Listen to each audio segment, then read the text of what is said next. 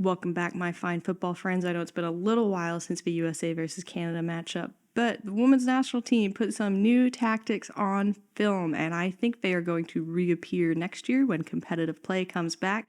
So we have to break it down together. Let's get straight into it. I am Bridie O'Toole. Welcome back to Busy Watching Women's Soccer. First up, I want to have a look at team's defensive structure because that's one of the things that has changed to me. They've been very focused on keeping the structure narrow.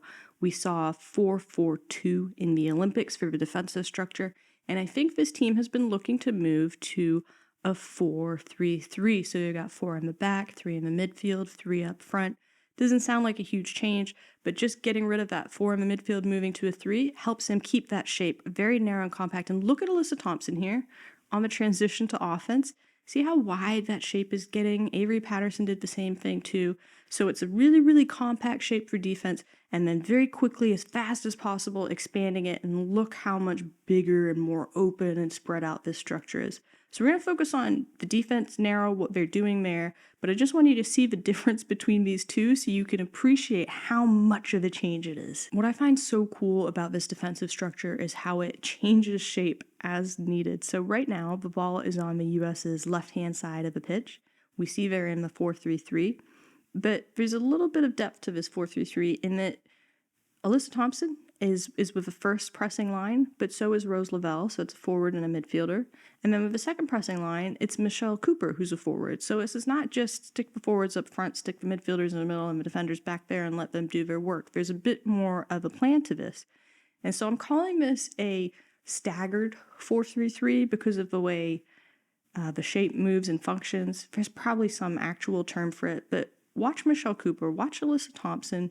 You're going to see this ball get reset and moved across the pitch and start seeing how they're going to shift the shape of the defensive structure in relation. So that ball's on the right-hand side of the pitch now, and as it's on the right-hand side of the pitch, we can pause it and we can see that the defensive lines look different. The first line is now made up of Michelle Cooper, and Alyssa Thompson has dropped into that second line. So it's staggered the shape and the structure, and you can, kind of operate in some of the same ways as a 4-4-2 would, but it allows you to stay far, far narrower in doing that. It's much more active work for the participants, and I mean, at times it even really does kind of look like a 4-4-2, which is why I've been struggling to figure it out. But it's clever. Very clever defense from Emma Hayes, but it also requires the right personnel set to make it happen. So there is no pressing cue here until the Canadian player receives the ball, at which point Alyssa Thompson can then break out of the structure and press. That's what the cue, that's what the trigger is, but she has to wait. And I find it insane that she is 15 to 20 yards from her mark when this happens. Like that's wild to be able to do that. The way this whole system works is that if she pulls up, somebody needs to backfill. So that could be from the second or the third line. In this instance, we have Claire Hutton, who could probably do it. We also have Lilly Reale, who could do it. It doesn't need to be both of them, but one player moves up, somebody's got to go in and fill that space. And so having that flexibility with the stagger of the 4-3-3 makes it much easier for you to pull somebody up into that space that just got vacated. Compared to the 4-4-2 defensive structure from the Olympics, this is so much more fluid, it's so much more narrow, and this shape has done such a good job at controlling the central areas of the pitch. Canada was really deprived of opportunities in that area. It made a big difference. But the other thing is, this does look like a 4-4-2 sometimes. You can't pause it on that screen and not tell me it's a 4-4-2. I fully haven't figured this out yet. I don't quite understand when it's the 4-3-3 stagger, when it's the 4-4-2. Like, was this purposeful after a halftime? Was it an accident? I don't know, but look at the difference here. Still a fairly similar cue in that Michelle Cooper's kind of going to wait until she's going to press on her mark, but she's in the second line now, which means Avery Patterson is the last line of defense. So she doesn't have that same flexibility and movement. She kind of has to set the edge there and stay put. So Cooper's going to push out wide. It's still looking like a 4-4-2. I haven't unpacked everything, and maybe we're going to see, just a mix and match until it gets figured out. But the 4-3-3 to me looks more competitive and it looks more controlled, and that's why I think we're going to see it coming back. Offensively, I do think we're starting to see a few small changes as well. The U.S. previously have been using box midfield, diamond midfield, some variation of that. They're both very popular systems right now. But if we look at the reset here, we're going to see the midfield looks a little bit different.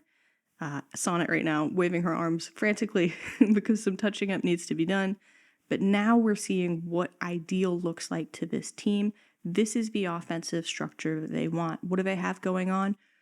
Lots of width. Very, very wide structure. It's almost a circle on the outside. And then we see the triangle in the midfield. It's made up of two defensive midfielders at the bottom, attacking midfielder at the top. But what I find interesting, they are compact. They've managed to fit that triangle in between the two lines of the Canadian defense, and they are just close to one another. So the system, you're going to use these midfielders, are going to have that triangle, move it around the inside of the structure to keep the structure together. You can play through the middle, or you could just do this. If you're keeping that structure together, then you can just go outside to outside. So there's a lot of options. I'm not sure we've seen this like fully developed, fully working the way the team wants it to, even though results have been good.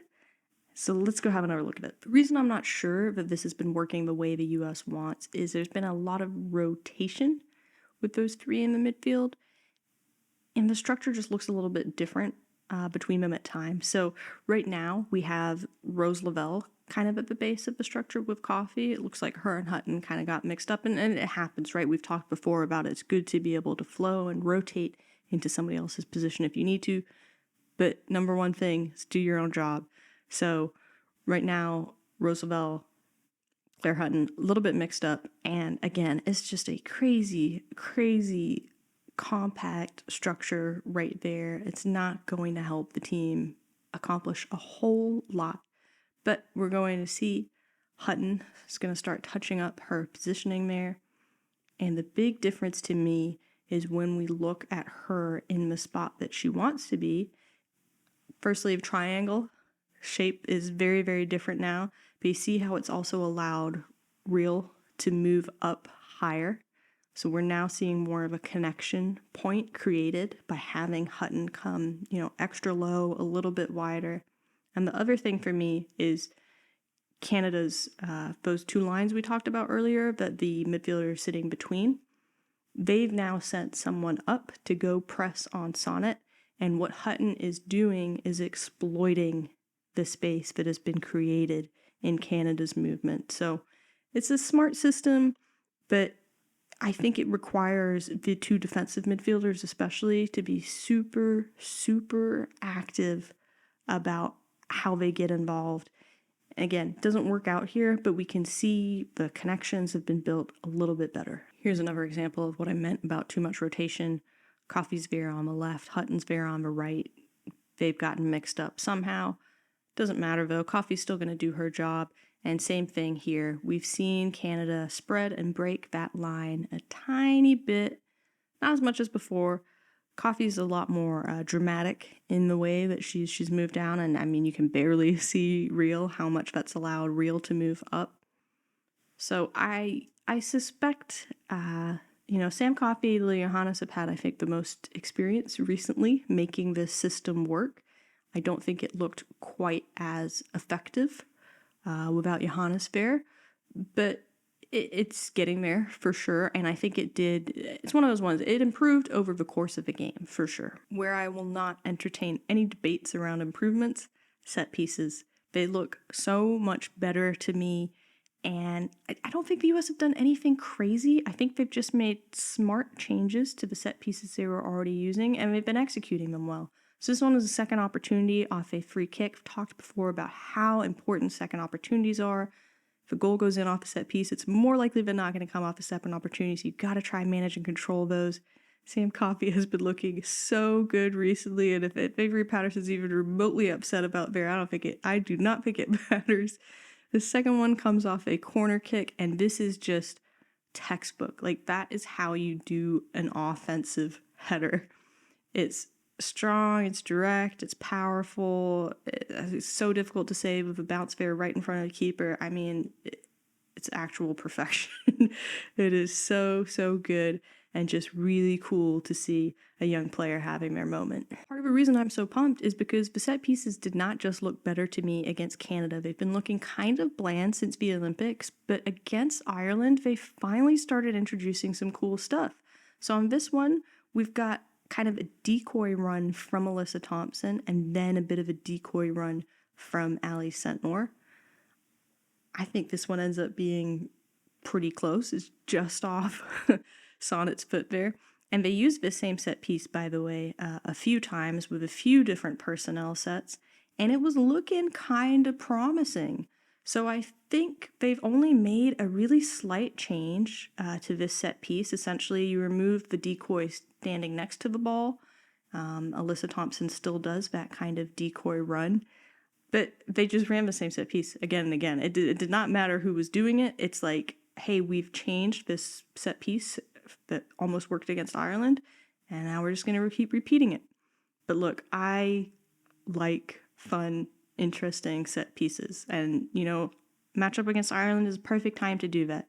Take some risks, take some chances, try some cool shit, see if it works out. And if it doesn't, you can make some changes. But my goodness, creative set piece, and I mean, you cannot see jack. Those are the tactics that look newer to me, but I also want to focus on two players. The first, Lilly big deal Reale, because I think it is a pretty big deal being chosen to play in this match. And she looked like herself, right? She was tackling, she was being first to balls, making things happen. She's just a big, strong, physical player who was comfortable being the big, strong, physical player that she is. The other thing we talked about is her being naturally left-footed, so you're going to see her putting the ball on her left foot here, which is great. That is what she needs to be doing in this situation as a left back to create more space and separation from the Canadian players. The other thing, though, is it is going to give her very, very different passing angles. So it prioritizes these really nice, clean, straight passes down the outside, and then everything else is open to her on the inside. And if you had a right footer, you would basically just flip that line that's going through the inside. You basically just flip it to the outside. So she would have, nice straight pass ahead. Everything else to the left would be open. So this much, much, much better for how the team want her to be passing, because they want her to do the majority of her passing on the outside of the structure for safety. We see there we have a turnover, but it really doesn't matter. Similar thing here. Great pass on the outside of a structure, then there is going to be a turnover. Okay, it doesn't matter because of where that turnover is. She still plays the ball on the outside there, but it's Rose Lavelle's decision to go inside. I think Emma Hayes wants her left back to focus on playing to the outside of the structure as much as possible. When she's down low, when she comes up, as long as there's still a player in the wide area, then Alyssa Thompson can get involved. So I really liked seeing that the range of passing that Reale could offer. I think it was a great addition. She just looked so comfortable with the ball on her foot, and stuff like this later on, after you've established the way that you are passing, you can change things up. The team were able to create off a lot of balls that she served in very quickly. That's exciting stuff. I really liked what we saw from her. The other newer player we got a good look at was Claudia Dickey. She's only credited with 2 saves during this match, and that was not one of them. Its second one, somehow not one of them, but I like coming out to make herself big. I like the decision to stay there on the second one. Both good plays. The saves that she was credited with, I thought this first one, just really good positioning, good hands, and then this second one was very athletic. Great save. Would have liked to see her hold on to it, but at the end of the day, it's inconsequential. Reale's there to clean it up. Not a big deal, and pretty controlled, all things considered. The other thing, she's good with her feet. We knew that, but I liked seeing her use all these different surfaces of her foot. It was really reassuring. This ball kind of reminded me of the PTJ to Macario assist, kind of a Dickey and Lavelle just having their, hey, why not us moment. To be fair, they got pretty close here. It's not a bad opportunity. My favorite thing about Dickey, though, really, really calming presence. She just always seemed, relaxed, ready, prepared. US lose the ball here on the corner, and we've seen sometimes the goalkeeper's going to step up for this, sometimes they're going to drop back. She's comfortable with her feet. She wants to pass this out. Great. Doesn't go well. Oh no. Horrible position.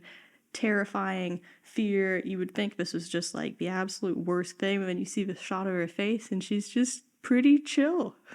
Pretty chill. Emma Hayes, not as chill, but it is such a fantastic quality to have in a keeper. It gets pretty panicky back there on defense, and the last thing you need is another panicky person making it worse. Great showings from both Dickey and Reale, but there is a lot left to evaluate there, and for that reason, I think Emma Hayes is going to be giving them another call-up. I look forward to watching both of them.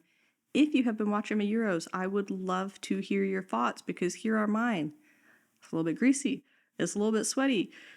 I mean, it's looking like a tough competition right now. I'm grateful that the U.S. continues to be well prepared, but my, some of these European teams are looking good. Thank you for checking this video out. Hopefully have a new one up for you soon. Appreciate you being here.